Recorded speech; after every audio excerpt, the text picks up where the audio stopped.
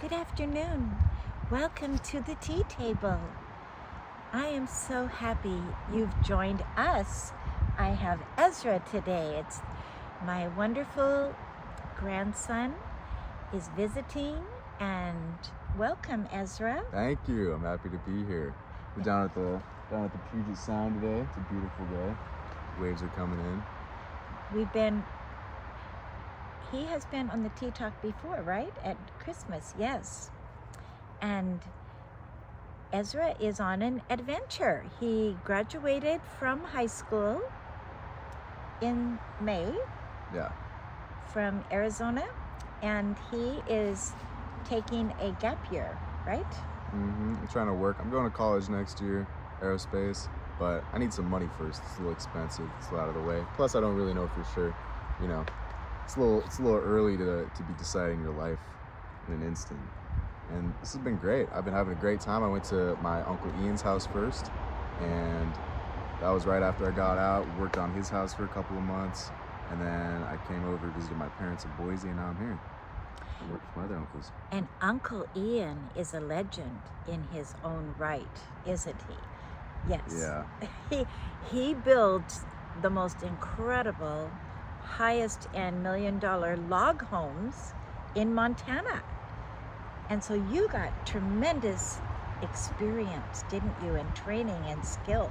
Yes. Yeah, pretty unique experience. He works with some pretty big ballers over there. If you want to look up Larry Pearson, Montana, architect over there, he builds all that type of stuff. Wonderful. And Ian also does finish work, and so it was so fun.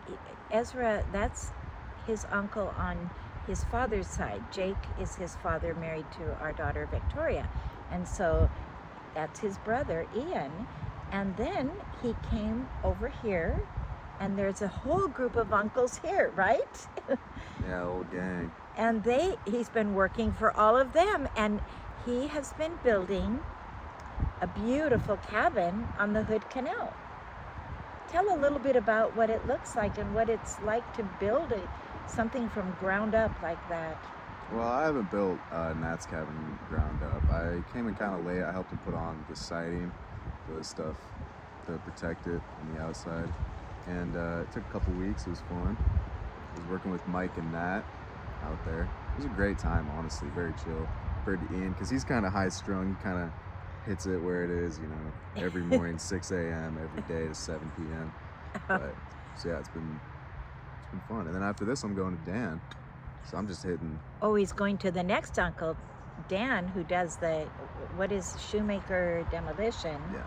Dan is a bit of a legend too. Well, all of them are. Nat and Dave and Sam and Mike, they're all businessmen now, and they're all his uncles. And they have told me he works incredible. They said, you work equal to any man they've ever hired. That's all I got. So that's fantastic, Ezra. I'm so proud of you. I wanted to have Ezra on here for many reasons, but we often hear, oh, the young people, they aren't working. Well, I don't find that true at all. Every young person I know is working really hard. Yeah, people are just caught up in their own world. Yeah, they're either in school or they're working hard. His sister Chloe has 2 jobs, going to nursing school, and Ellie has about 3 jobs and finishing her college, and other young people. So I want to give 3 cheers for this beautiful young generation. I am so impressed with all of you and everyone I've met of this younger generation. I meet them in the stores. They went servers, and they're such wonderful kids, and we need to encourage them and be proud of them. Yes. So, that message. So now tell us, what is aerospace? What would it look like? What would you end up doing in aerospace? Well, aerospace is pretty broad as a term. It mostly covers astronautics and aeronautics, so planes and rocket ships. So anything to do with that, which is like infinite jobs, infinite roles. Wow. So pretty much whatever. It's the future, isn't it? Yeah. it involves it. Actually, those inventions end up relating to a lot of things we use, right? Yeah, I mean, it's kind of pride. It's kind of proud work. It's not like I'm saving people's lives or anything, but I've always loved it. I've loved it since I was a kid. I have a lot of passion for it, and it pays a lot, so Well, and it works maybe out pretty well. maybe you are saving people's lives in another way. No matter what we do in life, if we give it to God and allow Him to us to be a blessing, we are saving lives in ways we don't know, you know. Oh yeah, I mean, it's impossible to save the world, but you can save one person. Yes, beautiful.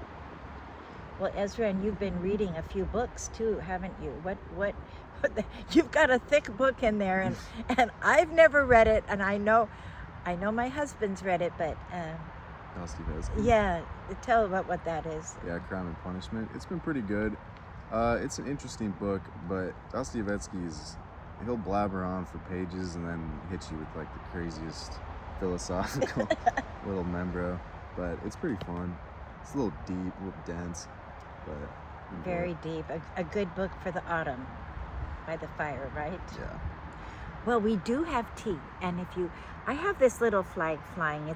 It's a Norwegian flag they use on the boats. See, it's kind of a new thing they allowed. And my sweater is Norwegian, and I have a little bit of a Viking necklace. You can't see it, but it's a little Viking under there. And your hat is authentic from Norway. Your mother gave you that, right? No, I got this from the White Elephant. Right, Christmas. but it was your mom. She Yeah, got an maybe. impulse bow, I think. I don't really remember. Well, I think, yeah, at Christmas we had a white elephant gift with the whole family. We've never done that for years. And that was like actually the coolest thing. And I know. Ezra ended up with it. I didn't even bring anything either for Oh, it. I just nabbed this. Well, you know what? I think your mother got it in Paulsbo when they went over to visit Paulsbo. Paulsbo's a beautiful Oh, when place. they took the minivan? Yeah, yeah. Well, you know, I'm gonna put this little Norwegian flag down because it keeps flashing in front. But I'll show you what I have for the tea. It's because we're outside, I brought it in a picnic box. And I thought I'll just bring my stainless steel. Now these are for you, Ezra. You can open the box. That's a German box with Italian cookies. Yes, he can have them. And then I brought for our teacups in honor of your studious reading. Well, he just reads when you have fun and when you have time. But these are my beautiful library books. And can you read on some of the names of those books there? You got Shakespeare, Sherlock Holmes. Is he an author? Well, I think it's a different book. Charles Dickens, Herman Melville. Never heard of that dude. That's Jules Verne. he wrote Moby Dick. Oh, really? That's the book that you probably want to read. My husband thinks that's one of the greatest books ever written. My dad said that he goes deep into the whales. Yes, and It's kind of boring. well, he goes unless you deep really into like whales. deep into life, you know. And there's another book, Dana, or 1 Year After the Mask. I don't know who. I think Melville might have written that too. So I'm pouring out tea. I put the milk in it. Here, Ezra, you take your tea. And I have a fun little tray here. It's got, it's very sweet. I'll show you in a minute because I'm trying to hold so many things at once. Okay, let me wipe it. But look at this. It's time for tea. That's pretty cool. And it's kitty cat, see? Time for tea. And this family, my kids, several of them have kitty cats, and we had one for years, but now we don't have any pets at this time. We've got so much going on that. And so, were you reading another book too? That one from Nathaniel? I tried to start reading Tale of Two Cities, but it's too hard to read both of them. I'm not smart enough. Well, I think it's one book at a time is always good. Yeah. You know, Dostoevsky was a beautiful person. He was in prison, and he wrote a lot of his books in prison, and he became a real Christian, a very dedicated Christian. He was, of course, the great Russian author. And so many of the great works we have read in our lives were written in prison. You know, the book of Revelation. John. What else to do? Yeah, there he is. You have time. John on the Isle of Patmos, and Paul, when he was in prison in Rome, he was wrote all the letters called the prison letters. Isaiah was in prison when he wrote part of Isaiah. Jeremiah was in prison. You know, and then you go to modern writers. Well, John Milton, that wrote Paradise Lost. Wow, what was he in prison for? He got when a different. Okay, he was the secretary to Oliver Cromwell. When Oliver Cromwell was the Prime Minister of England when they had a rebellion to King Charles I, and they took his head off, and so Oliver Cromwell ruled, and Milton was his secretary. Well, then, when it's called the Restoration of the Monarchy, Charles II was put back on the throne. Milton went to prison. And so he's in prison, in jail, finishing, and then he's writing Paradise Refound, but he never finished. He died. He wasn't able to finish that. But at the same time in history, the other great work, Pilgrim's Progress by John Bunyan, he went to prison. And John Bunyan, his story is, here he was, son of a tinker, couldn't read, couldn't write, profanity coming out his mouth, and talked so loud that people would literally go to the other side of the street when they saw him coming. Well, then he becomes a Christian and marries a beautiful girl, Mary, who teaches him to read and write. Well, he's verbal. He's a verbal person, so he starts preaching. And then he gets in trouble and goes to prison for preaching. Isn't that interesting? And writes Pilgrim's Progress. So these two great men were alive at the same time. It's called the Puritan period of literature. 1620 to 1660. And actually, your father knows this much better than me. His father is an English literature scholar and really did Milton as his main person for his thesis, I believe, right? When he was, I don't know for sure. when he graduated. But the fascinating thing is that period of literature, there's more written in those 40 years than any time before or since. It just was an explosion of writing. I think it's because 150 years before. Because when was Shakespeare? Wasn't he 15? He was like right before that. He's Queen Elizabeth, and he's writing right when the Geneva Bible is translated into English, and you have this Bible in the hands of the people, and the people go from illiterate to literate. And so then you have this explosion of creativity. Shakespeare said he gave the Bible credit for his brilliance in stories. I think he gave a lot of credit. Yeah, because really, if the more you read Shakespeare and the more you read the Bible, you see it, don't you? Yeah. I never really cared for Shakespeare, though. He's kind of full of himself. Well, who do you like? Who is, my goodness. Well, when we're 19, I guess we can think whatever we want, and then we change when we grow a little bit. Smarter. Well, I think, hopefully we get wiser, and we maybe get... I just didn't like him because I had to read every single one of his books in high school. Oh, you did? It's a drag.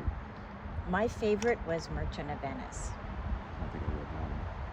That's Portia, and you know, she's the woman lawyer, and Merchant of Venice it's the one I could, well, and I had a teacher that really taught us Macbeth. You have to have a teacher that reminds me of King Saul, doesn't it? A lot. Kind of, you can see a lot of analogy. That's where you get biblical themes. Well, what tell us about the building of a log house? Is it involved? Um, is it inside wood and outside wood? Well, I've never built a log house. I guess the closest. I don't think I've really done I anything like thought that. Ian's houses were log houses, aren't they? No. Oh, they're not? Well, like some of them, but I didn't work in any of those. Oh, you didn't. Okay. Yeah. Because I heard the log cabin, the traditional log cabin that Americans had, came from Norway, actually. Really? Yes, because they had so much wood, and it was a logical way with logs you could build the house and not. Yeah, I went down a log rabbit hole the other day because she was telling me about it. Those things last like hundreds of years. And Yes. it's amazing. Isn't that amazing?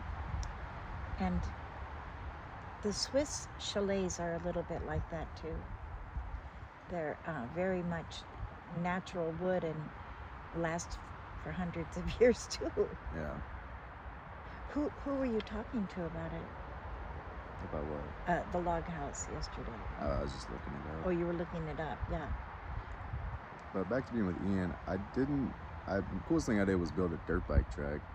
That was fun. One of his clients has this huge mountain, like by the lake down here, is a giant mountain. And he built a dirt bike track, mount 4-wheeler, mountain bike going all the way up, with an excavator. Oh, with an excavator. Wow, that was a big job. Yeah, that was fun. Yes. I mean, my job was pretty much just riding the dirt bike up and down, putting the trail in, getting it packed down. So it was like the best job ever. Oh, fun. And then you got to ride on it after? That was what I was doing. Because Oh. riding on it helps put Oh. the trail in. Oh, what an deeper. awesome job Yeah. for you. Wow. Well, and so now you're going to go to California and work with Dan, who has a huge business of demolition business. That'll be a whole nother level of, you're going to have so many skills under your belt, Ezra. Yeah, kind of. I mean, you kind of forget them all too quick. If you actually want to get good at something, you got to do it a lot. I'm kind of doing a bunch of things a little bit. Well, you're getting exposure, and Yeah, that's what it is. you're very strong. And Nat told me, he said, wow, Ezra helped so much because they were finishing the roof. You finished the roof too. That was, even though the cabin is small, I mean, it's not huge, it's not tiny. I mean, you're building a house. You're building a That's house. a lot of work. It's kind of like my friend Jamie Cornut used to say, when you go camping, it doesn't matter if you go for 2 days or 2 weeks. It's just as much work to pack. Yeah. And that's kind of like building. It doesn't matter if the house is little or big. It's just as much work because it's gonna whoop you. because now you have so many inspections, but it turned out so beautiful, and it has that mountain. It has a view of the Olympics, right? I mean, that's the best part is the area. It's like dead silent over there. It's like a rainforest because it rains so much. For people who don't live in our area, can you describe that area? It's called the Hood Canal, right? It's kind of exactly how you imagine a rainforest. I don't know. It's pretty cool. Well, you know, the 1935 movie Robin Hood with Errol Flynn, they filmed in those very woods where Nat's building that. They came all the way up from Hollywood because it was so, like you say, It's beautiful. just so green and beautiful. And then it's right on the Hood Canal, which is a beautiful bay, Puget Sound Bay. And then behind it are the Olympic Mountains. It's just, The mountains are a big one. The mountains are beautiful. they're Yeah, so much. And the interesting thing about the Olympics, they're even more beautiful in the winter because it's Yeah. cold and you get the snow on them, and the cold makes it able to see further, you know. Here, have some more tea, honey. You don't mind. Can you spin that? Yeah, but I'll give you. Oh, we got more of this thing. Oh yeah, okay. What we did was we brought the tea in a Yeti. You can show him the Yeti, and then we poured it into the little pot. But you could just. I have never used that Yeti. I think You better put it. This Yeti is a gift. Our son Daniel gave my husband and I each a Yeti, and this is the big one. That's how you know he's California. Yeah, he's California, but man, Hey, Yeti. it really works. My husband takes coffee now he used to go to Starbucks every day, but now he takes the Yeti filled with coffee, and it stays hot all day long. So that's really cool. Here you go, Ezra. I'm destroying these cookies. No, right? they're all for you. They're all for you. I'm so glad you're enjoying them, because I love serving Ezra because he eats everything on his plate. He drinks all his tea, and you're a pleasure. He's a real blessing, and he's very helpful, and you're a good boy. And God is going to show you. And I think the space thing is awesome, because it's really, I believe all those things they discover and invent go into products that we use too. That's what I heard, that a lot of inventions come along the way, Yeah, most of it is the military figures something out to try to kill people, and then 10 years later they give it to us. Oh boy. Yeah. Well, it'd be nice if you could meet Elon Musk, wouldn't it? I don't know. You could have a conversation with him. That kind of freaks me out. Well, this has been so fun, and I tell you, Ezra, is there anything you want to tell the tea people of encouragement or a good word? Or? Well, I would like to shout out my boy Ben in Wisconsin, the Pearies over in Washington. They're watching right now. Oh, wow. Yes. Other than that, you got to be able to enjoy it. Everyone keeps telling me looking for the future, looking at college, but right now is great. Right now I'm working, making money, hanging out with people I love, and so focus on the now. Yes, and then I think a gap year can be quite, as long as you're actually busy doing you are getting skills that many people never have in their whole life, because they never have time to get them. You can only get it if you work with good people. And it's a good point, because I have so many opportunities other than college. A lot of people go to college because that's their way out, but I have so much. I'm so blessed. I got so many things I can. And you can fall back on those, and you can be very helpful to people when you go to people's homes. Yeah. Like my home, I could use a little help right now with a few things, and it's wonderful when you have someone come in that has the skill set. It is really a gift, and able to work. It's developing character, follow through, completion, perseverance. You gotta. Not every job's easy, right? Yeah. And that Montana weather was pretty hot to work in. Was it this summer, or was it? I was coming from Arizona, so it was pretty light. They were freaking out though. I got to 100 for the first time in Oh wow. forever. Oh, they were all wow. dying in the sun. This weather here right now is perfect, isn't it? The autumn weather to work. It's so beautiful. Well, I just feel like everybody on this Tea Talk is so important, and each one of your lives, everything you have and that you do is valuable. And I think that's what people need to recognize. Often, because people will have a gift and it's easy for them, they don't value it. They think, oh, I should do this and this, instead of thinking, wow, this is exciting. I really have a gift, and using it to be a blessing. Exactly. Yes, and serving other people is a very important gift, and helping others, and like we said, preparing a cup of tea and sharing with your friend is very important. Yeah. Well, what's the most beautiful thing you saw in Montana this summer? Did you go Montana's a tough one. There's nothing like Flathead. Flathead Lake by Big Fork. It's like I think it's one of the biggest lakes in the country. And it, when it's still, you're driving a boat along it, and it's just glass. It's just beautiful. There's nothing like it. That's what it is. Did you get to go to Glacier? Yeah, Glacier's awesome, but Glacier's scary. yeah. That place. Oh, I don't think I want to go back. They go straight There's just down. too many people, man. Was All these there? Californians coming in. Oh, really? God bless Yeah, I'll go straight to California. Glacier. I went to my Bible study, and this is amazing. 4 women, and this is a small group because we have the lecture and then we go to small groups, maybe about 12 to 14 people. 4 women are from California. They're moving up. One is from Texas.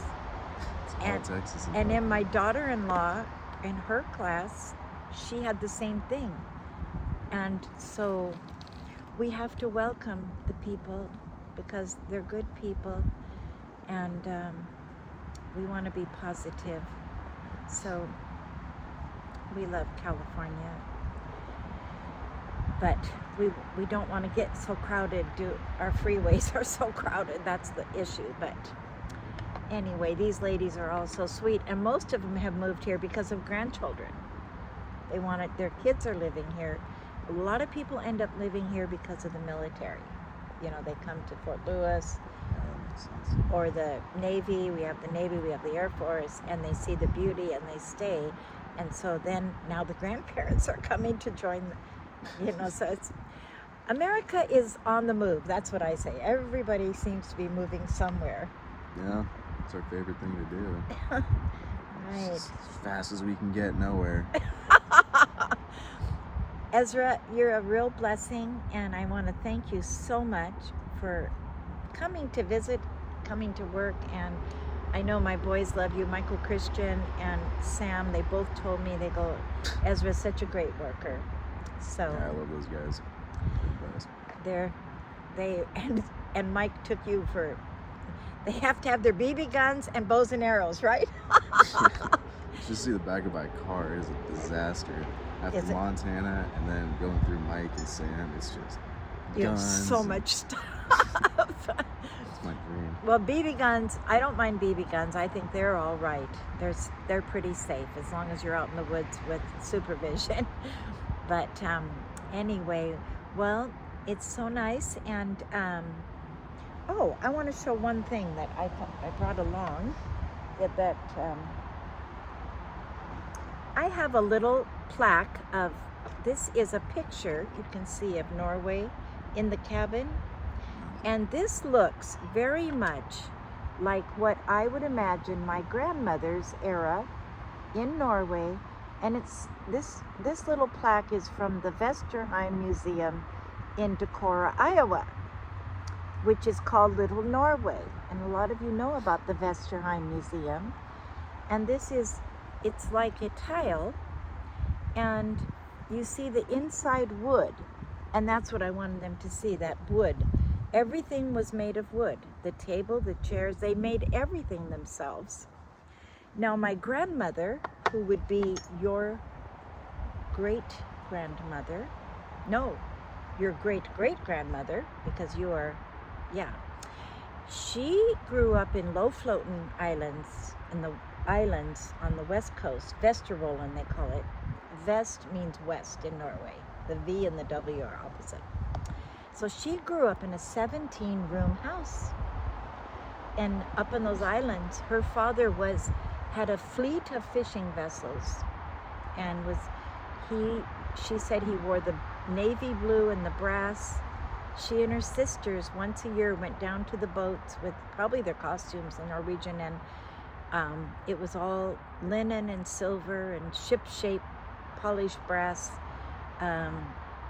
So even though they lived really remote, they lived very clean design, they had high standards. She told me they didn't have policemen. They didn't need them. The law was obeyed. I think her grandfather was the mayor of the town, and she said when he came to church, everybody stood up. But the church the minister was kind of the leader. He solved the problems. And he was the only one, when my father came from Norway in 1923, he was 10. And he had only seen one car, because he was up north. and it was the minister's car. The minister was the most highly educated, and he had a car because he would have to go from place to place. I don't know how if there was only one car, I don't even know what the roads would be like. But so they lived with law and order, but they didn't have policemen. Isn't that interesting? Because the church was the dominant of the society. They followed, they all went. My grandmother said, if the ice was frozen on the fjord, because they had to take a boat across to church, her father would go out with an axe and chop the ice, get in the boat, and they didn't miss church. So there's something to be said for living by biblical principles. It brings law and order, it brings peace. And they had that because they had that in their Lutheran Bible culture in Norway 100 years ago. That's what it was. It was a wild life. That was your grandparents? My grandmother would have been a little girl because she then married my grandfather when she was 19. Yeah. She lived in the Vestervoll and Lofoten Islands, and then she came over to the coast near Fauske where she met my grandfather, and they married. And then 10 years later, they came to America. So she was 30 years old when she came to America, and they had to learn English, and they worked hard, and they loved it. She said she didn't mind moving here because it was so much like Norway. This whole area, the trees and the water, and it was logging and fishing and all the industries. This is very similar to Norway and Scotland, you know. Well, do you have anything else to say to our wonderful tea people? No, I think we've had a good conversation. It's getting kind of a little bit long, so. Okay. Yeah. It was a cool story. It's pretty intriguing history. Yeah. Real Viking history. I need to write it. We can talk about more about that later. Yeah, I need to write it down for you kids. And we'll close with one little thing. This is, you want to hold that tea tray for me because I'm going to drop it. Thank you. This is a little baby hat. A little Icelandic wool. It says, it says Bergen, Norway, H. Simon, but it's a little tiny baby hat for the little babies on the tea talk. We've got lots of little babies mothers that have little babies, and so we want to honor them with a little Norwegian hat. Look at how thick that is. Oh my goodness. Okay, well, thank you so much for joining us, and we will look forward to seeing everyone next time. Oh, if you haven't subscribed, please subscribe and share and push the notification bell. Yes. Thank you so much. And I will say, in honor, we have a new grandbaby that came safe and sound, and we are so grateful to God. A sweet little girl this last week. And so this little hat I'm going to let her use it for this winter if they would like. God bless you. Her name is Susie, and we are just so grateful that she's arrived safe and sound. Yep. All right. Okay. Bye. Thank you. God bless. Bye-bye.